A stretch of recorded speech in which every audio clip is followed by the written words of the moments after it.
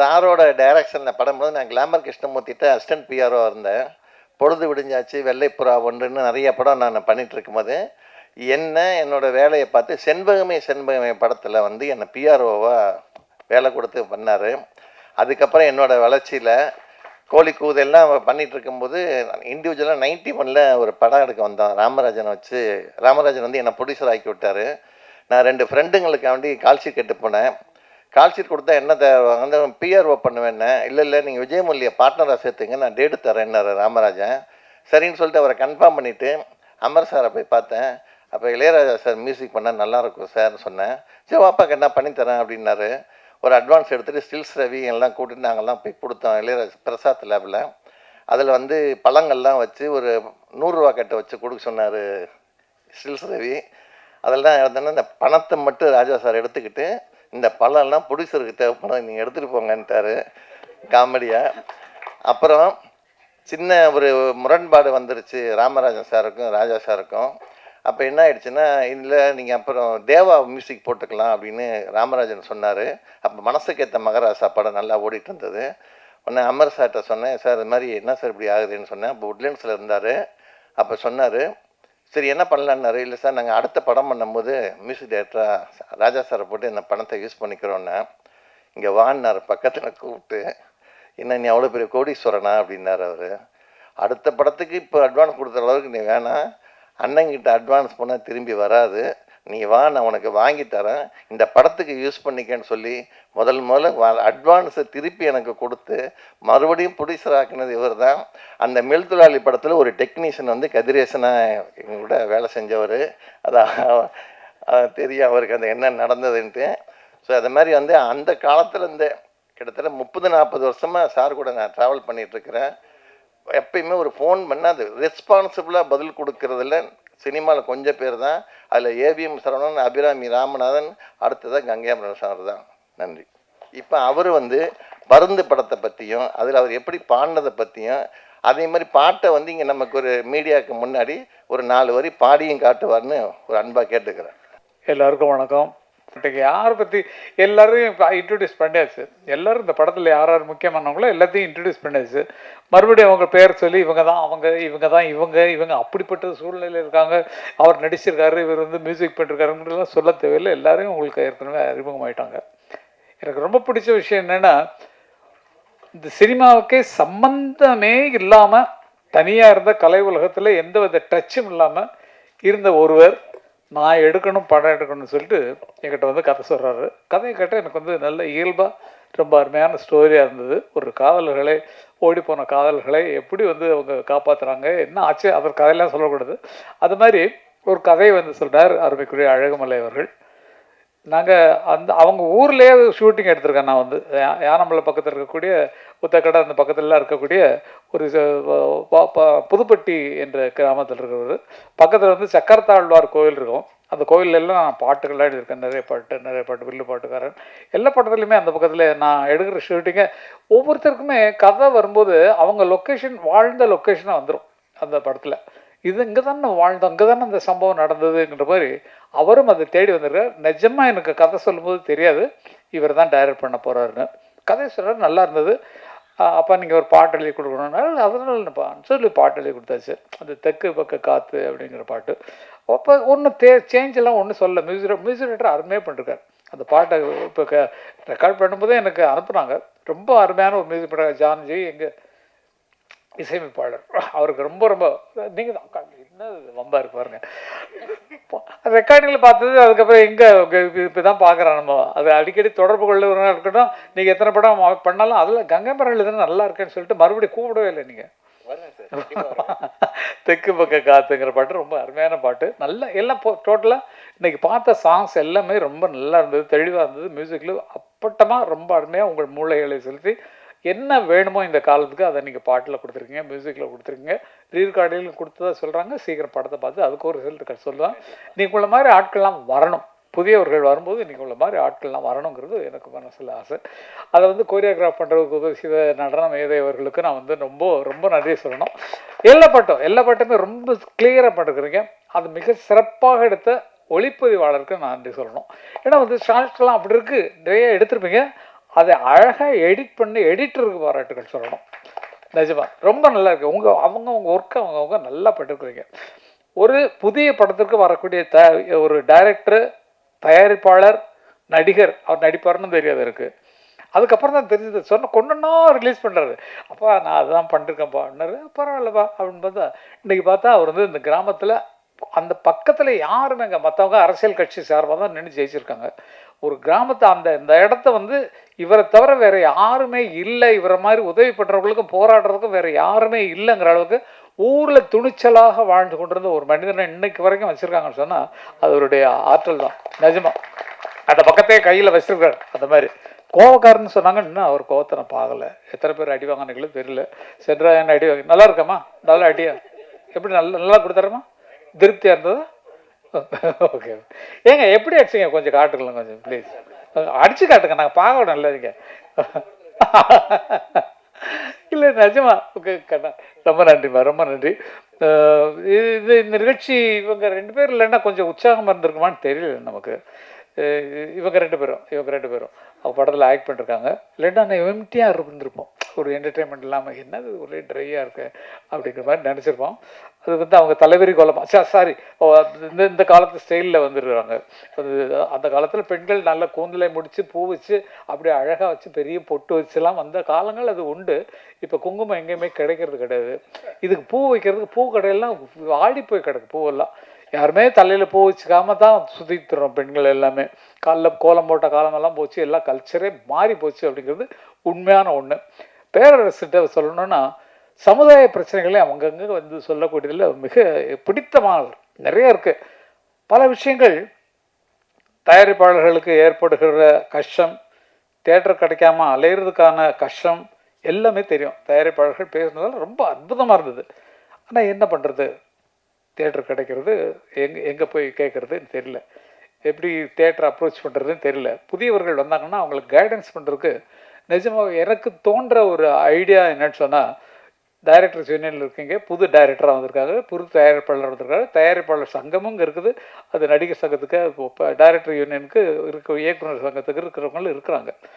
ஒரு புதியவர் வந்து படம் எடுக்க வந்தாங்கன்னு சொன்னால் அவங்க படத்தை முதல்ல பார்க்க வேண்டியவர்கள் டைரக்டர்ஸ் யூனியன்லேயும் விநியோகஸ்தர்கள் யூனியன்லேயும் தயாரிப்பாளர்கள் யூனியன்ல பார்க்கணும். பார்த்துட்டு இப்படி புதுசாக வந்துருங்க, பரவாயில்லையா, எவ்வளோ ஆச்சு, ஓகே, இது இப்படி போகும் இப்படி போகும்னு ஒரு கைடன்ஸு கொடுத்தீங்கன்னா புதியவர்கள் வர்றதற்கு வாய்ப்பாக இருக்கணும்னு நினைக்கிறேன். தயாரிப்பாளர் சங்கம், நடிகர் நமது இயக்குநர்கள் சங்கம் அவங்க தான் ஃபஸ்ட்டு பார்க்கணும். ஃபஸ்ட்டு பார்க்க வேண்டியவங்க அவங்க தான். வாங்க வாங்க வாங்க வாங்க வாங்க. எதிர்பார்த்தாங்க.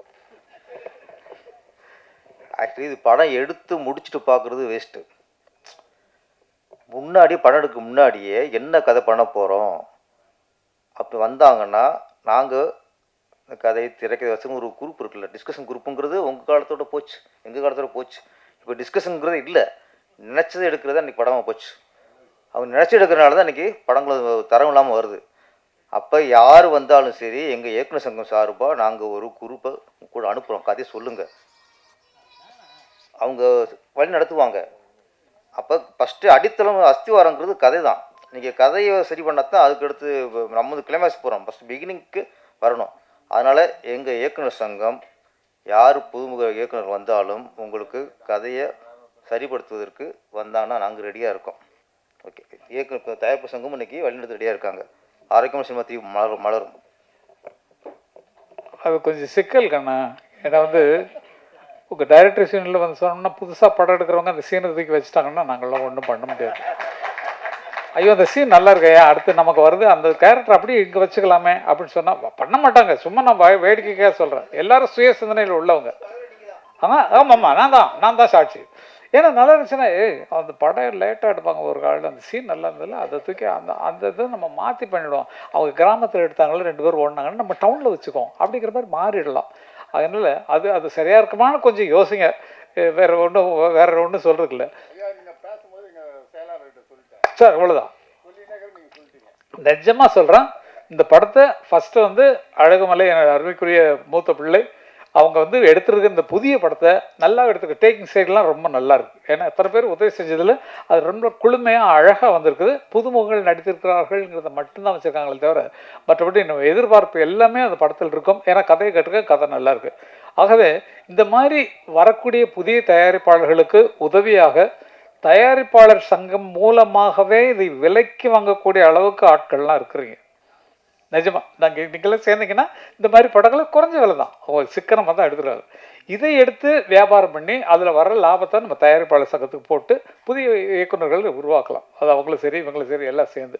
ஏன்னா இது ஒரு ஐடியாவாக தான் சொல்லணும், ஏதாவது ஒன்று கோர்த்து வேணும் இல்லையா நம்ம. இல்லை ஐடியா வேறு ஒன்றும் தோணல் சார். அதாவது புதுசாக படம் எடுக்கிறவங்க தவிக்கிற தவி பார்த்தா ரொம்ப கஷ்டமாக இருக்குது. டிவிக்கு விற்கிறதுக்கு பாடுபடுறாங்க, ஓடிடிக்கு போகிறதுக்கு கஷ்டப்படுறாங்க, எல்லாமே இருக்குது. அப்புக்குட்டியில் நடித்த படம் போய் நேஷனல் அவார்டு வாங்கி அவர் வந்து பெரிய ஆர்டிஸ்ட், சும்மா சாதாரணமாக உட்காந்துருக்காரு. அவர் நேஷனல் அவார்டு போய் வாங்கியிருக்காரு. நேஷனல் அவார்டு கமிட்டியில் போய் சிபாரிசு பண்ணுறது பேசுறதுங்கிறது எவ்வளோ கஷ்டம்னு நேஷனல் அவார்டு கமிட்டியில் இருக்கிற எனக்கு தெரியும். ரொம்ப கஷ்டம். அந்த மாதிரி இடங்கள்ல வந்து மீறி வந்திருக்காங்கன்னு சொன்னால் அவர்களுடைய திறமையினால் வந்திருக்காங்க. அது மாதிரி இது நேஷனல் அவார்டு வரலன்னா கூட பரவாயில்ல, நம்ம தமிழ்நாட்டு அவார்டு நிச்சயமாக கிடைக்கணும்.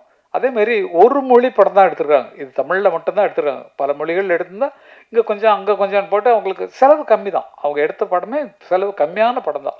அவங்களுக்கு போட்டது முதல்ல வரணும்னா அது இன்னும் விளம்பரத்துக்கு சேர்க்கணும். படத்தை எவ்வளோ விளம்பரம் பண்ண போகிறோம், இப்போ எத்தனை பிஆர்ஓஸ் நம்ம கவனிக்க போகிறோம்ல. அவங்க கவனிக்கலைனாலும் அவங்க வந்து இருக்கிறத எழுதிடுவாங்க. வேண்டியவங்களுக்கு நல்லா தான் எழுதுவீங்க. நம்ம ப்ரெஸ்ஸை சொல்லணும்னா அவ்வளோ தூரம் எல்லாத்துக்கும் ஊக்கப்படுத்துறதுக்கு, புதியவர்களை ஊக்கப்படுத்துறதுக்கு காத்திருக்கிறாங்கிறது. மியூசிக்கை பொறுத்த வரைக்கும் எந்த வித குறையும் சொல்ல முடியாது. ஆர்கஸ்ட்ரேஷன் பிரமாதமாக இருக்குது. யாரோ ஒருத்தர் பேத்தா சாங் ஒருத்தர் பாடினார், அவர் ரொம்ப. அதுக்கப்புறம் நீங்கள் கூப்பிடவே இல்லை, அவர் கூப்பிட்ட பாட்டு வருது. புதுமுகம் யாரோ பாடுக்கா, அந்த சின்ன பையன் ஒரு பையன் பாடுக்கான்.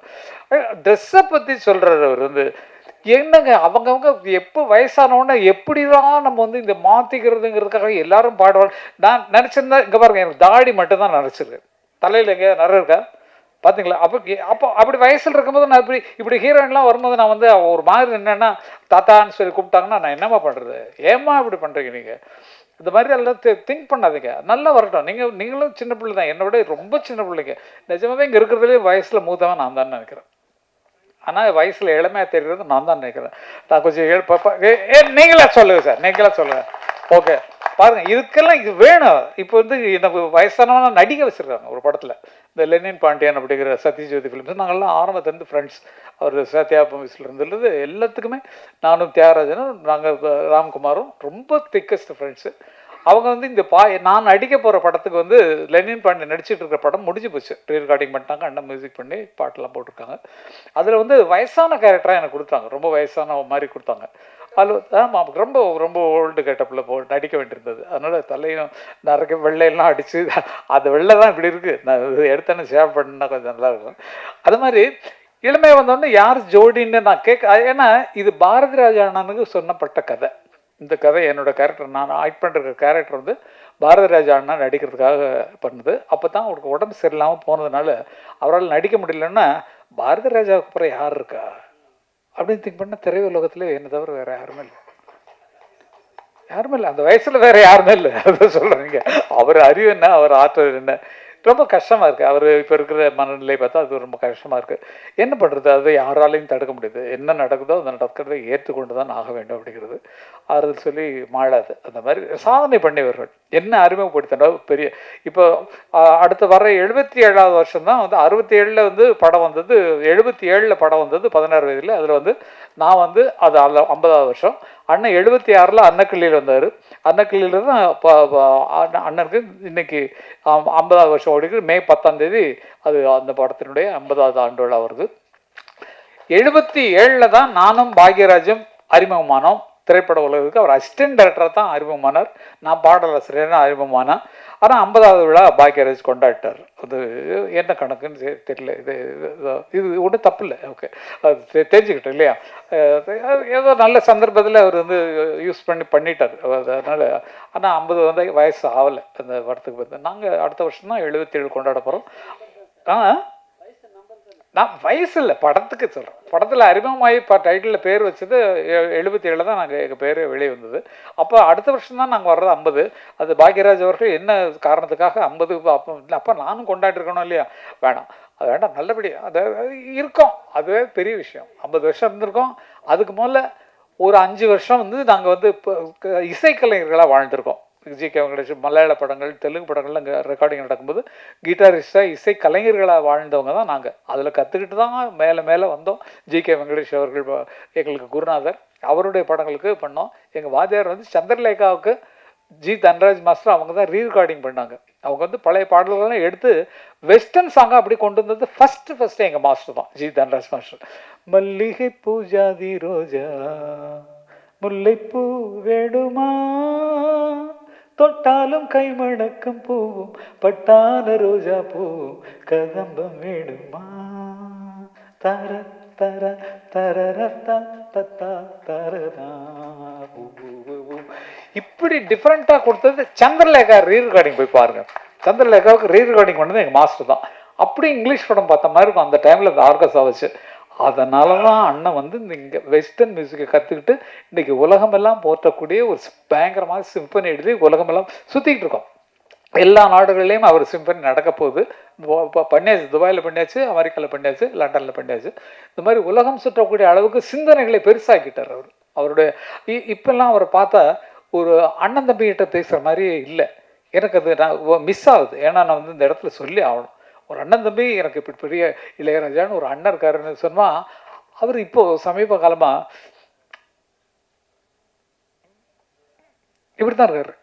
இப்போ உட்காந்தோம்னா இப்படி வந்து பார்ப்பார், சேனட்டை இப்படி உட்காந்து மேனஸ்கிரிப்டில் எழுதுவார், திங்க் பண்ணி இப்படி எழுதிட்டு பாரு. நான் திங்க் பண்ணி பார்த்துட்டு என்னது அப்படின்னா சேனட்டு எழுதி கொஞ்சம் வச்சு அப்படின்பாரு. என்னடா இன்னொன்று இல்லை, ரொம்ப நாளாச்சு பார்த்து போகலான்னு என்னன்னா அந்த எழுதுகிற பேடெல்லாம் அப்படி கீழே வச்சுட்டு எழுந்து நிற்பார். எழுந்து நின்று இப்படி முகத்தை காட்டு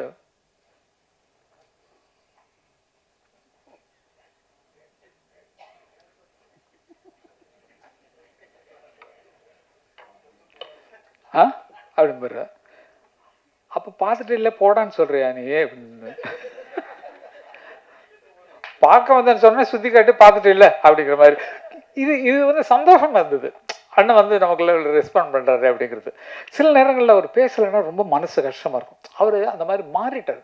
சதா சர்வகாலம் நாங்கள்லாம் ஆரம்பத்தில் 120 படம் வரைக்கும் அண்ணனோட அசிஸ்டன்ட் உட்காந்து ஒரு பாடல்கள் நானும் ஞாபகப்படுத்தி 2 பேரும் தான் பாடிட்டு இருக்கோம். நான் தான் கிட்டாரிஸ்ட்டு, அவர் வந்து பியானோவில் வாசிப்பார். வீட்டில் உட்காந்து சாங் கம்போஸ் பண்ணுறது நாங்கள் 2 பேர் தான் உட்காந்து பண்ணுவோம். ஏன்னா இப்படி வச்சுக்கலாம் வேண்டாம், அப்படி தரத்தாரே தரத்தீரதானா அது பாட்டாக வந்துடும் உங்களுக்கு.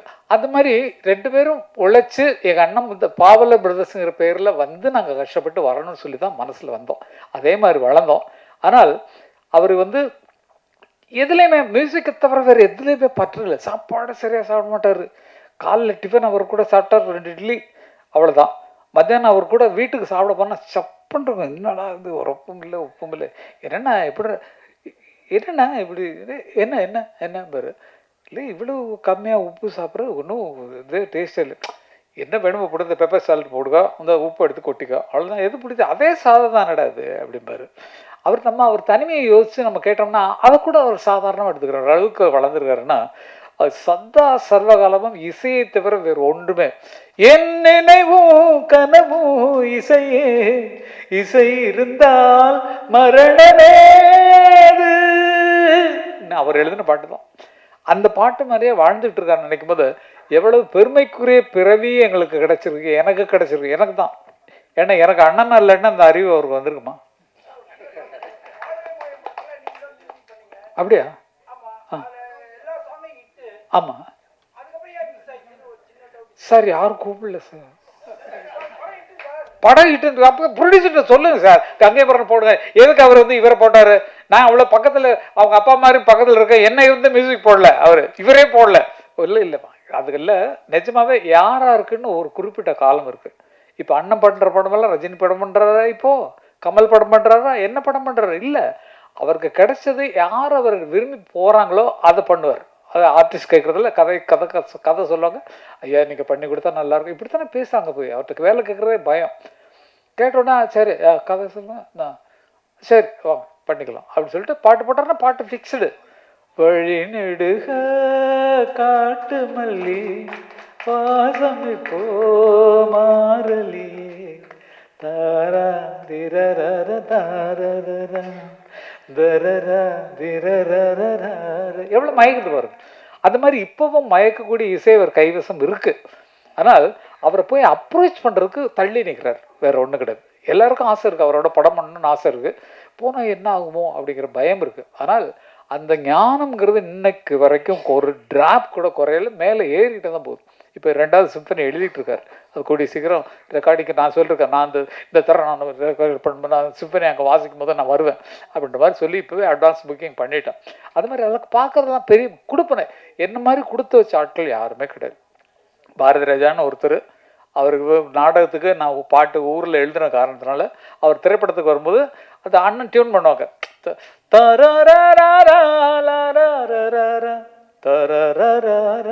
போட்டார்னா அமரு இதுக்கு ஏதாவது வார்த்தை சொல்லு, சும்மா டம்மியாக பாடி காட்டுக்கிறார் டியூனு. வார்த்தை சொன்னோன்னே நான் அதே சந்தம் தான், செந்தாழம்பூவே செந்தாழம்பூவேன்னு எழுதிருக்கலாம். ஆனால் எனக்கு சாஃப்டாக வேர்டு வரணுமே அப்படிங்கிறதுக்காக செந்தூரப்பூவே செந்தூரப்பூவே ஜில்லென்ற காற்றே என் மன்னன் எங்கே என் மன்னன் எங்கே நீ கொஞ்சம் சொல்லாயோ எழுதுனா. அப்போ யாருக்குமே தெரியல செந்தூரப்பூவேன்னு ஒன்று இருக்குன்னு யாருக்குமே தெரியாது.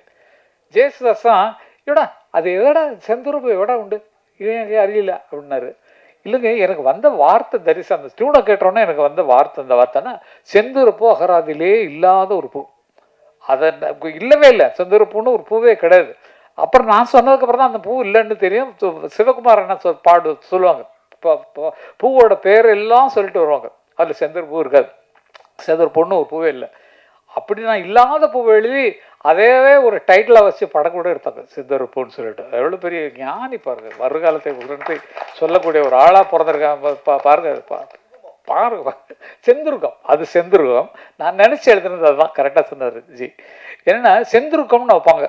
செந்துருக்கம்ன்றது குங்குமத்துக்கு பதிலாக கிராமத்தில் வச்சுக்கிற ஒரு அவங்களே மேக் பண்ண ஒரு செந்தூரை போட்டு, செந்தூரை புட்டு வச்சுக்கிட்டாங்கன்னா செந்தூரை போட்டு வச்சுருக்கேன் என்ன சொல்லுவாங்கள்ல அது. அப்போ செந்துருக்க பூன்னா ஒருவேளை குங்கும பூவாக இருக்குமோன்னு எனக்கு ஒரு ஐடியா. செந்துருக்கம் அது குங்குமம் இருக்கிற இடத்துல இருக்குது. அப்போ செந்துருக்கம்ங்கிறது குங்குமத்தை சேர்ந்த ஜாதியாக இருக்கும். அதனால குங்கும பூவேன்னு எழுத முடியாது, டியூனுக்கு சரியாக இருக்காது. அதனால அது அப்படி வந்தது தான் அது பாட்டு. ஏதோ நம்ம நினைக்கிற கற்பனை நம்ம அது வர்ற வரைக்கும் எங்கேருந்து வருதுன்னு நமக்கு தெரியாது. திங்க் பண்ணி உட்காடுறோம், பேப்பர் எடுக்கிறோம், அவர் மியூசிக் போடுறாரு, சுதி போடுறாரு, ஏதோ டெம்போ ஒன்று அப்படி தடக்கு டக்கு டக்கு டக்கு டக்கு டக்குன்னா போடுறாரு, போட்டு ஒரு டியூன் ஆகிடுது. அதுக்கு வார்த்தை எழுதுனோன்னா உயிர் வந்துடுது, பாடின ஒன்று இன்னும் தூக்குது, ஆர்கெஸ்ட்ரா போடுறோன்னு இன்னும் பலமாகுது. அப்படி ஒன்றுன்னா அவங்க திங்கிங்கில் வர்றதை தவிர. ஆனால் ஆக்டிங்கிறது ஃபிக்ஸு. டைரக்டர் இப்படி தான் வேணும், ஏய் எங்கடா போடுறேன் அப்படிதான் பார்த்து சொல்லணும், ஏய் எங்கடா போடுறேன்னு சொல்லக்கூடாது, ஏய் எங்கடா போடுறேன் அப்படின்னு அதுக்குத்தான் சொல்றேன் அப்படின்னு பேசுறாங்களே மேடையிலாம். அது அந்த டைம்ல வால்யூம் கொடுத்து எந்த இடத்துல குறைக்கணுங்கிறத வச்சு தான் அரசியலே ஓடிட்டு இருக்கு. அரசியலே பார்த்தீங்கன்னா எல்லாரும் பேசுறது அந்த மாதிரி தான் இருக்கு. அப்படிப்பட்ட சொன்னா அதுக்காகத்தான் சொல்றேன் நினைச்சு பாருன்னு சொல்லி பேசுறதுதான். இந்த மாடுலேஷன்லாம் சினிமா இருந்து கிடைச்சது தான் அரசியல்வாதிகளுக்கு. அரசியல்வாதிகளுக்கு இல்லைன்னா பாவம் வராது.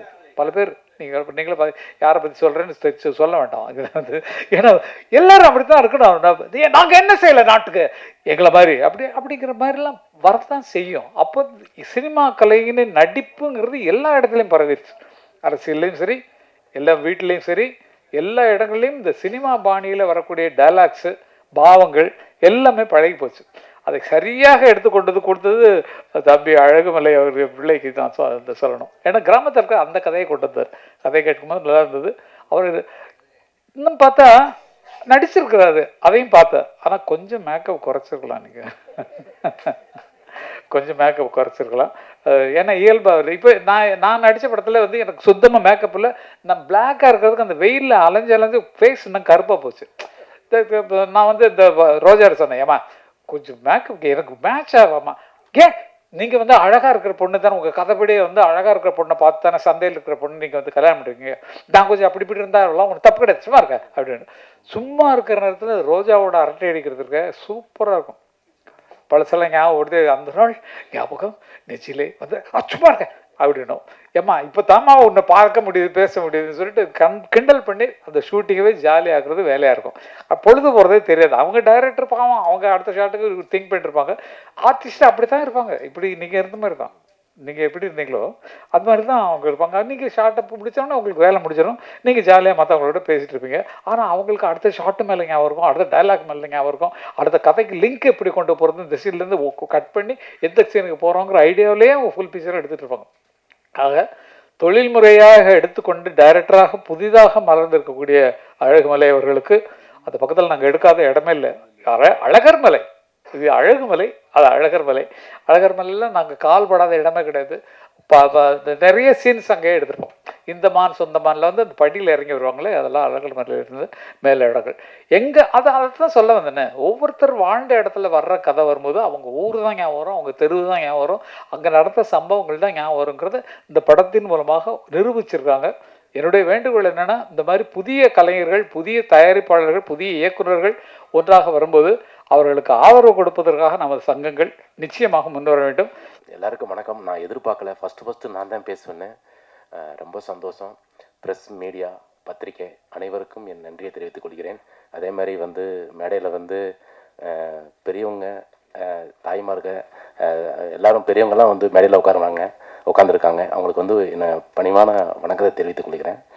ரொம்ப சந்தோஷமாக இருக்குது. இந்த மேடைக்கு நான் வந்தது வந்து ரொம்ப ஹாப்பி. ஃபஸ்ட்டு வந்து இந்த படம் தான் பருந்து. இந்த பருந்து வந்து ரொம்ப அற்புதமாக டைரக்டர் சார் வந்து சூப்பராக பண்ணியிருக்காங்க, ரொம்ப அழகாக பண்ணியிருக்காங்க. இந்த சினிமா வந்து என்னை பொறுத்த வரைக்கும் கொஞ்சம் நான் ஈஸின்னு தான் சொல்லுவேன். அண்ணன் ஐயா வந்து கங்கைமரன் சார், பேரரசு சார், கதிரேசன் சார்லாம் ஃபஸ்ட்டு சினிமாவில் வந்துக்கிட்டு எங்கே கல், எங்கே முள், எங்கே மண், எங்கே ஜல்லி இருக்குன்னு அவங்களுக்கு தெரியுது. அப்போ நமக்கு பின்னாடி வர சினிமாவில் டைரக்டர், ப்ரொடியூசர்ஸ், நடிகர்கள்லாம் நல்லா இருக்குன்னு சொல்லிட்டு அவங்க அந்த கல் முள்ளெல்லாம் எடுத்து போச்சு, நல்லா கோடு போட்டு ரோடை போட்டு அவங்களும் நல்லா இருக்காங்க. அவங்க புண்ணியத்தில் நாங்களும் நல்லா இருக்கோம். ஐயா ரொம்ப நன்றி ஐயா, ரொம்ப சந்தோஷம், ரொம்ப நன்றி. அழகுமலையன் சார் பொறுத்த வரைக்கும் இந்த படத்துக்கு வந்து அவர் தான் தயாரிப்பாளர். ரொம்ப ஒரு பிடிப்பான மனுஷன். இந்த ஃபைட் மாஸ்டர்லாம் வந்து சார் நீங்கள் வந்தீங்க அந்த ஃபைட்டில் வந்து இந்த மாதிரி இப்படி பண்ணுறீங்க, அப்போ வர்றேன் 2 குத்து 2 உதை, அப்படி குத்துறேன், டக்கடன்னு சுற்றுறேன், இப்படி கீழே விழுகிறேன். அதை இல்லை அப்படிலாம் பண்ணாங்க, நான் சொல்கிற மட்டும் பண்ணுங்க, இல்லை நானே பண்ணிடுறேன். அது மாதிரி ஒரு உண்மையான ஒரு வீரமாக பயங்கரமாக நல்லா ஃபைட் பண்ணியிருக்காரு. மியூசிக் டைரக்டர் சார் வந்து சாங் ஒரு 5 சாங்கு ரொம்ப சூப்பராக போட்டு கொடுத்துருங்க. ஐயா கங்கைமரன் சார் வந்து ஒரு சாங் வந்து பாடி கொடுத்துருக்காங்க, அழகு வந்துருச்சு, சூப்பராக நல்லா இருக்குது அந்த பாட்டு.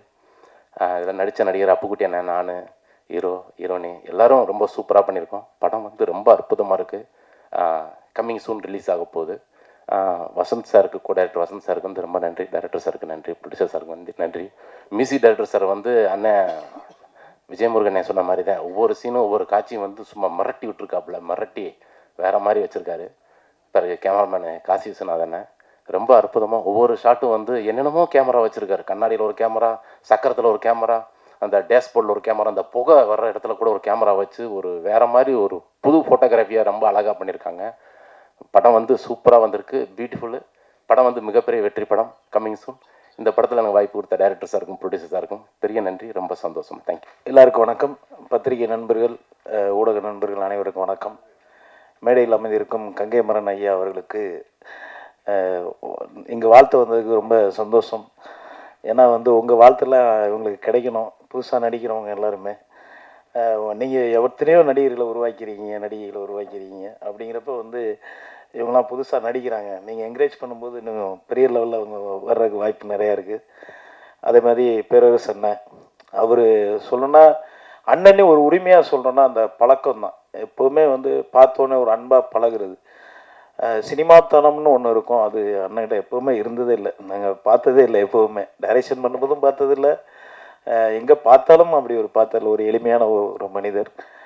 கதிரேசன் சார் எவ்வளோ படங்கள், பொல்லாதவன், பல வெற்றி இருந்தும் ஒரு தன்மையான ஒரு மனிதர்கள். இந்த மேடையில் அமைந்திருக்கும் பெரியவர்கள் எல்லாருக்கும் என்னுடைய வாழ்த்துக்கள் சொல்ல வந்த அனைவருக்கும் நன்றியை தெரிவிச்சுக்கிறேன்.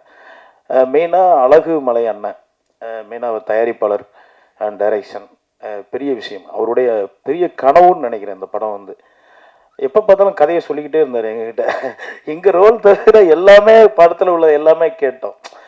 சினிமா எடுக்கிறதுக்கு உண்மையாகவே வந்து அந்த வெறியும் ஆசையும் இருந்தால் மட்டும்தான் பண்ண முடியும். பணம் இருக்கிறவங்க எல்லாரும் வந்து சினிமா எடுத்துட முடியாது. அதுக்கு உதாரணம் அழகுமலை சார் நான் பார்த்தேன். நிறைய தயாரிப்பாளர் பார்த்துருக்கோம், அதில் குறிப்பிட்டு அழகுமலை சாரும் சொல்லலாம். எனக்கு வசந்த் தம்பி தான் வந்து இந்த படத்தில் அண்ணே ஒரு ரோல் இருக்குது வந்து பண்ணுங்க அப்படின்னாப்புல. அதே மாதிரி காசி சார் கேமராமேன் சார் சொல்லப்போனால் நம்ம குடும்பத்தில் ஒரு ஒர்க் பண்ணோம், ஃப்ரெண்ட்ஸு ப்ளஸ் டீமோட ஒரு ஒர்க் பண்ணோம், அப்படின்னு நல்ல டீமோட ஒர்க் பண்ணோன்னு தான் சொல்லணும். அதுமாதிரி இந்த சாங்கு தம்பி ஹீரோ பண்ணியிருந்தார், வரல அங்கே மலேசியாவில் இருக்கிற ரொம்ப ஹீரோயினி செம பர்ஃபார்மன்ஸு செம, சாங்கும் செம. உண்மையாகவே நியூ பேஸ் வந்து ஒரு படத்தில் வரும்போது தான் அவங்க புது பேஸுங்கிறது அதுக்கப்புறம் பெரிய நடிகர்கள் ஆவாங்க. அவங்களுக்கு என்னுடைய வாழ்த்துக்கள் ரெண்டு பேருக்குமே, அந்த பையன் ஹீரோ அவருக்கும். ஏன்னா நீங்களாம் வரணும், இப்போ ஹீரோக்கள் கம்மியாக தான் இருக்காங்க. அதனால் உங்களை வந்து இன்னும் உங்கள் திறமையை காமிங்க. இந்த படத்தில் ரொம்ப நல்லா பண்ணியிருக்கீங்க. மெயினாக அந்த கதை வந்து நானே கேட்டு மிரண்டேன்.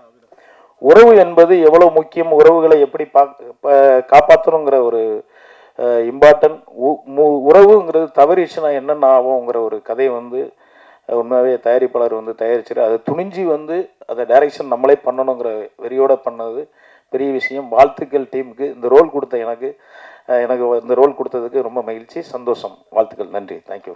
ஹாய், எல்லாருக்கும் வணக்கம். என்னோட பேர் Sharmisha. So thank you so much sir, because எனக்கு இங்கே வந்திருக்க எல்லாரையும் பார்க்கும்போது ரொம்ப ஹாப்பியாக இருக்குது. பிகாஸ் எங்களுக்காக சப்போர்ட் பண்ணுறதுக்காக நிறைய பேர் வந்திருக்காரு. Gangai Amman sir, Karunakaran sir and sir எல்லாருமே வந்திருக்கீங்க. ஆக்சுவலி வந்திருக்க பெரியவா எல்லாருக்குமே என்னோட தேங்க்ஸ் அண்ட் வணக்கம். And thank you director as a producer sir for giving me the opportunity. And Gangai Amaran sir இந்த சாங் எழுதி நான் அதில் பெர்ஃபார்ம் பண்ணுறது எனக்கு ரொம்ப ஹாப்பியாக இருந்தது. Thank you sir. And Perarasu sir, எனக்கு வந்து உங்களோட ஃபிலிம்ஸ் நிறையா பார்த்து இருக்கேன், எனக்கு ரொம்ப பிடிக்கும். ஸோ அவரையும் நான் மறுபடியும் மீட் பண்ணுறதுல எனக்கு ரொம்ப ஹாப்பியாக இருக்குது. And editor sir and music director sir ரொம்பவே நல்லா பண்ணியிருந்தாங்க. எனக்கு மியூசிக்ஸ்லாம் ரொம்பவே பிடிச்சிருந்தது. ஸோ உங்களுக்கும் பிடிக்கும்னு நம்புகிறேன். அண்ட் தேங்க்யூ கோ ஆர்டிஸ்ட் எல்லாருக்குமே ரொம்ப தேங்க்ஸ், பிகாஸ் நல்லாவே கோஆப்ரேட் பண்ணாங்க. ஹாப்பியாக இருந்தது, செட்டில் ஒரு நல்ல வைபாக இருந்தது. And thank you media peoples, because எங்களுக்காக நீங்கள் டைம் ஸ்பெண்ட் பண்ணி நீங்களும் வந்து எங்களை நீங்கள் ப்ரொமோட் பண்ணுறதுக்கு. ஸோ உங்களுக்கும் என்னோட மனசார்ந்த நன்றி. Thank you all, thank you so much. Thank you. Good evening எல்லாருக்கும். ஃபர்ஸ்ட் ஆஃப் ஆல் சாரி, எனக்கு ப்ராப்பராக தமிழ் பேச தெரியாது. நான் ஐம் ஃப்ரம் பெங்களூர். ஃபஸ்ட்டு எனக்கு நான் வந்து அப்பா அம்மாவுக்கு தேங்க்ஸ் சொல்லணும். அவங்க இல்லைனா நான் இந்த இடத்துல இருந்திருக்க மாட்டேன். நவ் அழகு சார் ரொம்ப தேங்க்யூ ஸோ மச் இந்த படத்தில் எனக்கு இந்த வாய்ப்பு கொடுத்ததுக்கு. அண்ட் வசந்த் சார் ரொம்ப ஹெல்ப் பண்ணி எனக்கு சீன் ஒரு சீனாக எக்ஸ்பிளைன் பண்ணி, எனக்கு தமிழ் படிக்க தெரியாது, பட் அவர் ஒரு சீனாக எனக்கு எக்ஸ்பிளைன் பண்ணி நான் சொல்லி கொடுத்தாரு. இந்த மாதிரி பண்ணு, இந்த சுச்சுவேஷன் இப்படி பண்ணு, அப்படி பண்ணு, இந்த ஃப்ரேமுக்கு இப்படி நிற்கணும், எல்லாமே எனக்கு ப்ராப்பராக டீட்டெயில்டாக சொல்லி கொடுத்தாரு. So thank you so much sir. Thank you Vasanth sir. And Ashok dance master sir, I am big fan of him sir. Thank you so much sir. உங்ககிட்ட நான் கற்றுக்கிறது, உங்கள் மூலியமாக நான் கொரியோகிராஃப் பண்ணி வச்சுக்கிறது நான் ரொம்ப thank you sir. Thank you so much. And my costar Amana, thank you. I have done great job.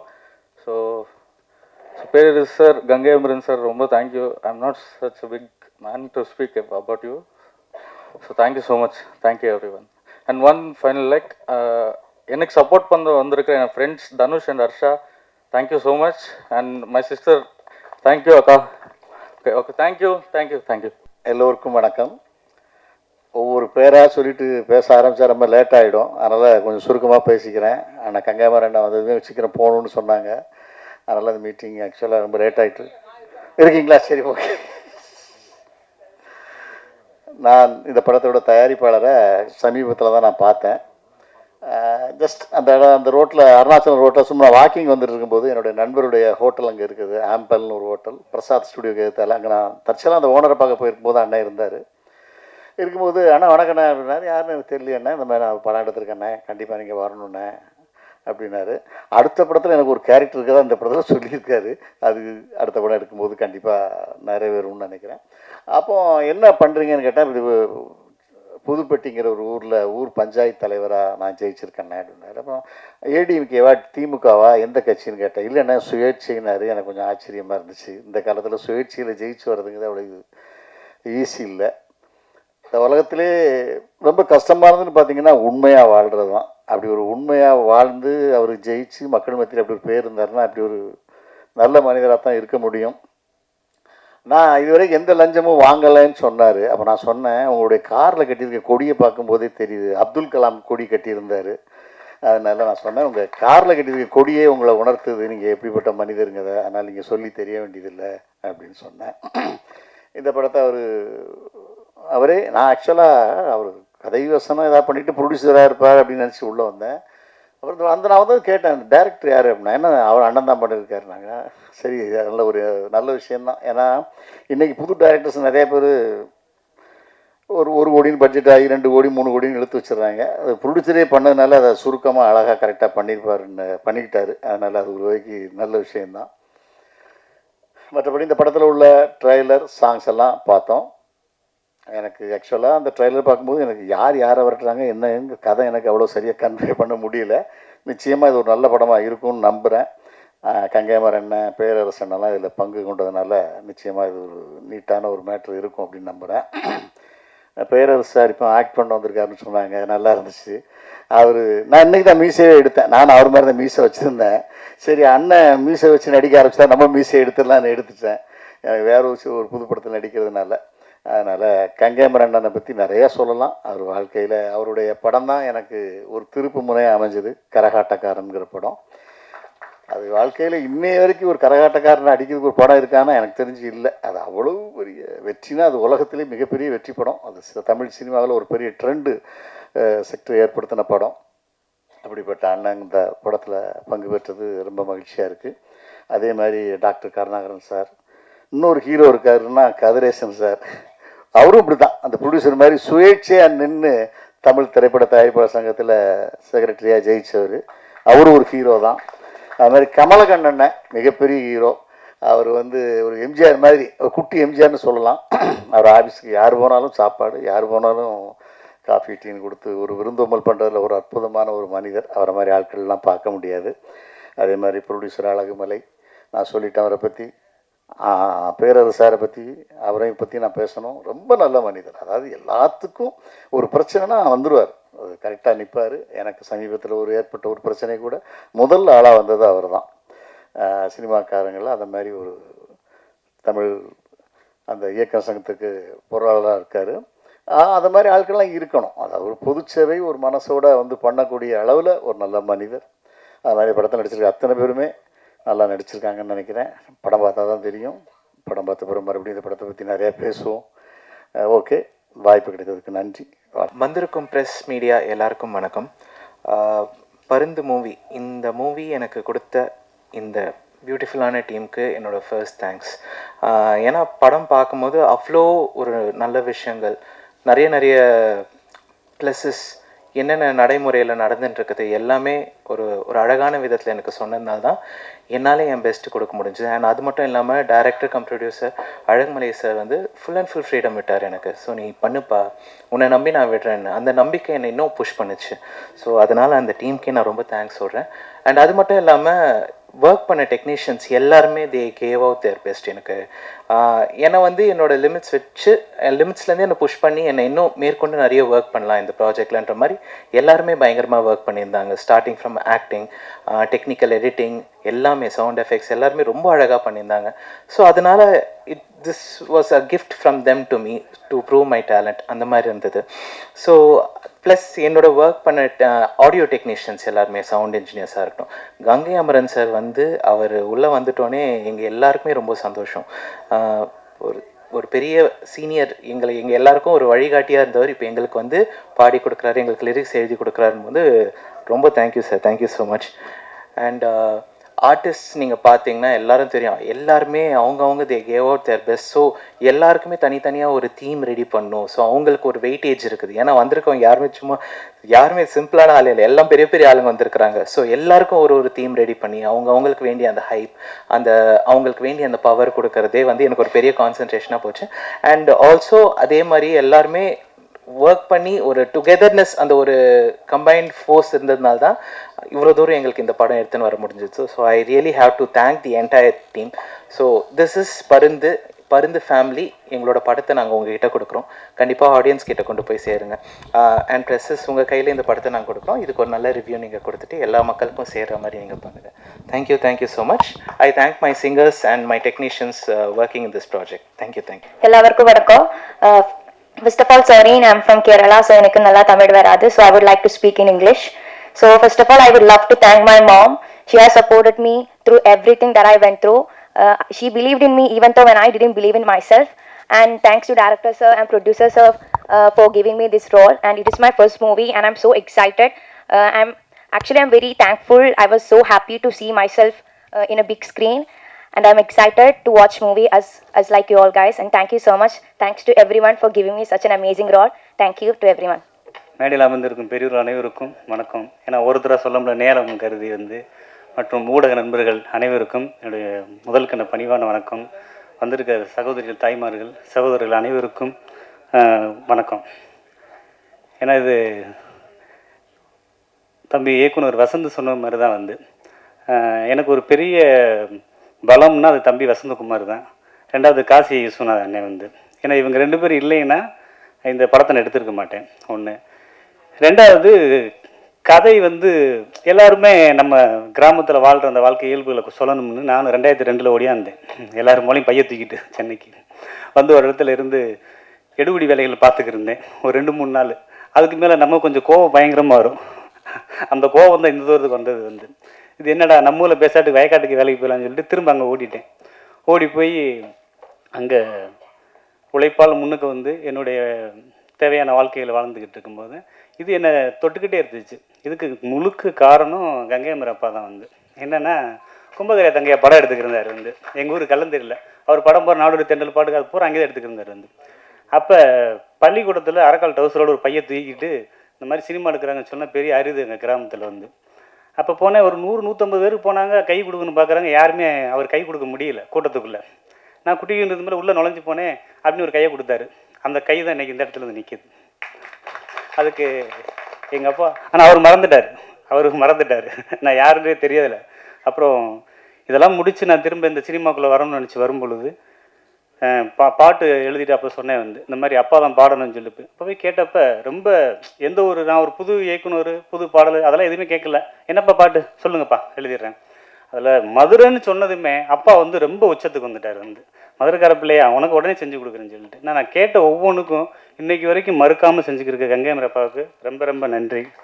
அது போக குறிப்பாக சொல்லணும், பேரரசு சார்லாம் ஒரு நாளில் அவருடைய அந்த சினிமா அப்படிங்கிறது பேரரசு அப்படிங்கிற மாதிரி, சாரி பேரை சொல்றதுக்கு மன்னிக்கவும். அதனால் பேரரசு சார் அந்த மாதிரி ஒரு செஞ்சு கொடுத்துட்டு வந்தார் எங்களுக்கு.